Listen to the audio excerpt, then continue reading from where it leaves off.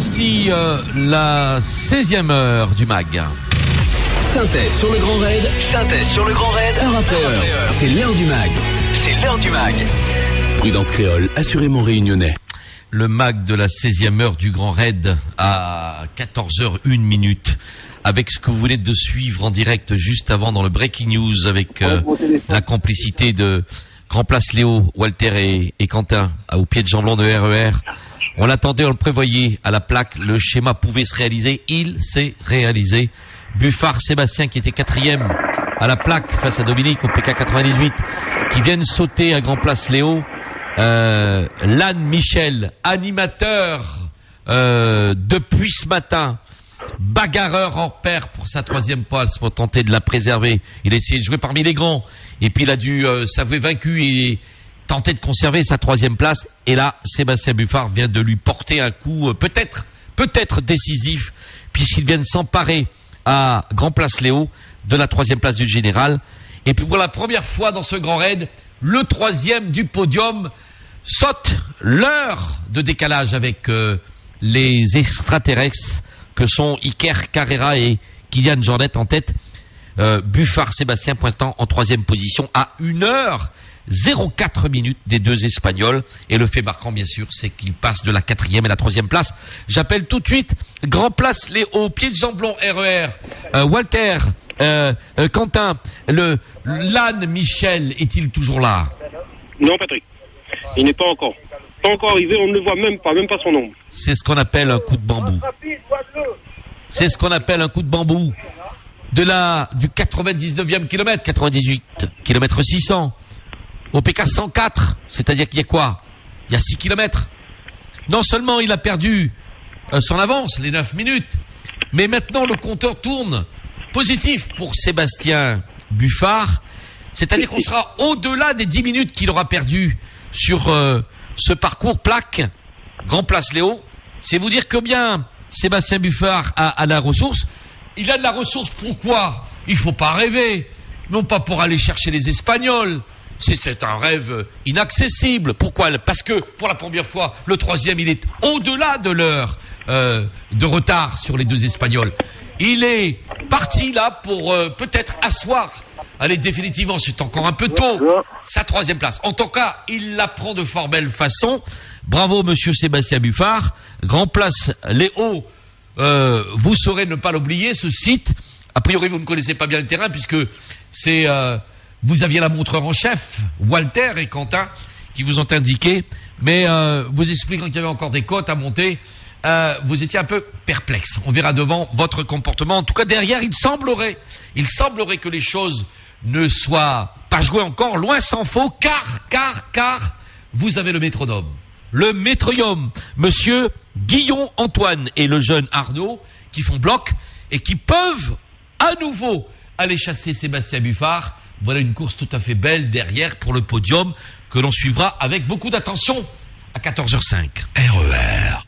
Nous remontons derrière, ça c'est la dernière tête de notre chenille du Grand Raid. 2 Espagnols en tête, avec une 3e, Buffard Sébastien, qui viennent s'emparer de cette 3e place.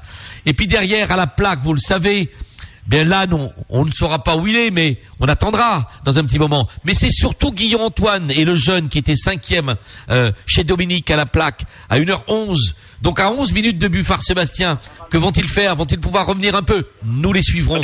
7e claverie, alors que Grand Place Léo nous appelle. Walter. Patrick, un 4e concurrent arrive. Je ne sais pas encore qui c'est. Je vais aller à sa rencontre, tranquillement. Il se cache. Et le voilà. Si c'est il un va seul, nous présenter son dossard. c'est Michel Il est Lannes. très fatigué. Très fatigué. Ah ouais. Il a les traits tirés. Michel Lannes, que s'est-il passé? On va lui poser la question. Alors, dossard, 82. 82. Waouh, Guillaume Antoine! Antoine Guillon, on le connaît, je le connais. La pression Je est le en connais. fer. Et comment ça s'est passé? Bah, bien pour l'instant. Hein? Là, il fait super chaud. Oui, j'ai J'ai remarqué. trouvé un tuyau, là. Oui, il y a une réservoir. Voilà, c'est ça. Hein? Je suis allé, j'ai entendu l'eau, j'y suis allé. Hein? Et puis là, je vais T'as les traits me tirés. mettre dans la rivière tout à l'heure. Hein? Dans la rivière carrément? En bas, Ouais. Alors, il y a Sébastien qui vient de passer, qui est passé il y a 9 minutes. Ah, c'est parfait. Hein? Ok. Allez, bon courage. Patrick, il est un peu face. Il est un tout petit peu, le visage un tout petit peu tiré. Mais lorsque je le regarde descendre, on dirait qu'il est un peu léger. Un peu. De la vie unanime, il est un peu léger. Qu'est-ce que ça veut dire son visage était très tiré, très fatigué. Qu'est-ce que ça veut dire un peu léger dans ton esprit? Il court, la démarche il vole est légère. Ah oui. Oui, c'est bien. Mais le visage est tiré. Oui. Mais voilà ce que j'ai remarqué. Ouais. Mais en tout cas, lui, il vient de faire un truc remarquable. Non seulement il a déposé le jeune Arnaud, qui était avec lui jusqu'ici, le métronome Guillaume-Antoine, mais il a sauté Michel Lannes, qui est à la dérive entre la plaque et Grand Place Léo. Ce sont les deux faits marquants que l'on suit en direct dans ce mag de la 16e heure. C'est fabuleux. Et Guillaume-Antoine, c'est qui? C'est le gars qu'on vous citait tout à l'heure. Depuis 2007, il n'arrive pas. 2007, 2008, 2009, 2010, 2011, il n'arrive pas. Il n'arrête pas à nous pratiquer en dessous du top 5. Oui, Walter. 26-22. 26-22. Eh bien, le voilà. Que s'est-il passé? 26-22? Mais c'est même pas lui, c'est le jeune Arnaud. Qu'est-ce qui s'est passé? Qu'est-ce qui s'est passé? Vas-y. Tu as laissé l'âne? Là, mais il arrête. Il arrête? Ouais, puis Antoine, il va trop vite. Alors. Ouais, Antoine, il va trop vite? Ouais, pour moi, là. Ouais. Il vient de descendre, Antoine, il a 2 minutes. Allez, bon courage. 14 Patrick, on vient d'avoir une information. Ouais. Apparemment, l'âne s'arrête. C'est à vérifier, C'est l'information majeure également. Ouh là là, vous venez d'entendre là, trois faits marquants d'affilée. Sébastien Buffard qui s'empare de la 3e place à Grand Place Léo, sous notre pied de Jamblon à RER, juste avant la descente vers la Roche-Ancrée. Un podium qui change de main pour la 3e place. Buffard Sébastien.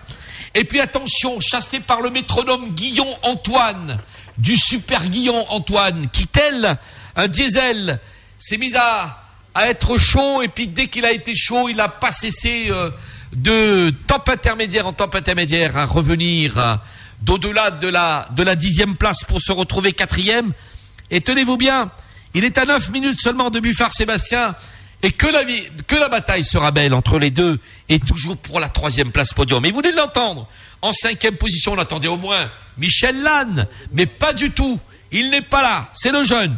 Et le jeune Arnaud qui nous indiquait que Michel Lannes serait arrêté. Affaire à suivre, s'il ne pointe pas, alors l'information sera vérifiée. C'est le fait marquant dans cette 16e édition du MAG du Grand Raid. Derrière, qu'est-ce qui se passe à la plaque, Dominique? On était au top 11. Y en a-t-il eu d'autres de passage? Dominique, la plaque? Aucun autre passage, Patrick. Donc on est à 11 grands raiders jusqu'à présent. Voilà.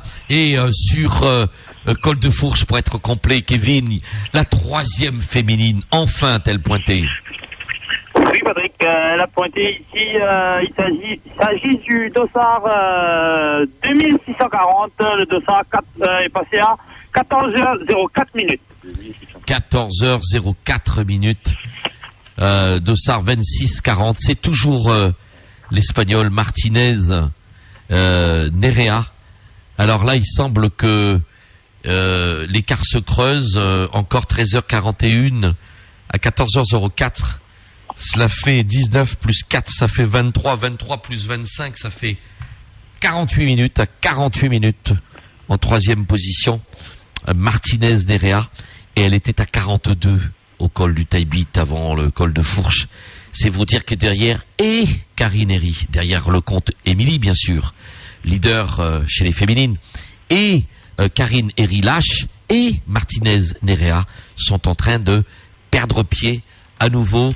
La dame, le comte Émilie, a repris les choses en main, je vous le rappelle, depuis Coto-Kervegen et au bloc. Elle a renversé la tendance qui lui était défavorable entre Maribou et Coto-Kervegen, rappelez-vous. Et bon, c'est tout. À 14h10, les choses s'animent. Personne ne s'en plaindra. RER. La 3e place change de propriétaire et le 3e à plus d'1 heure. Voilà ce qu'il faut retenir. Johnny Mercier, avant d'y aller, nous faisons un petit point météo. Et justement, ce point météo qui court de midi à 18h ce soir, Monsieur Jacques Cormier. Le ciel demeure nuageux sur tout le parcours, avec néanmoins un risque d'averse sur la région du Maïdo à la Possession. Les températures 17 degrés à Sillaos, 10 à 15 degrés au gîte du Piton des Neiges. Et ce qu'on peut noter, c'est que des averses sont vraiment possibles entre Piton Maïdo, Grande Chaloupe. C'est un risque qui est, donc on va dire, modéré.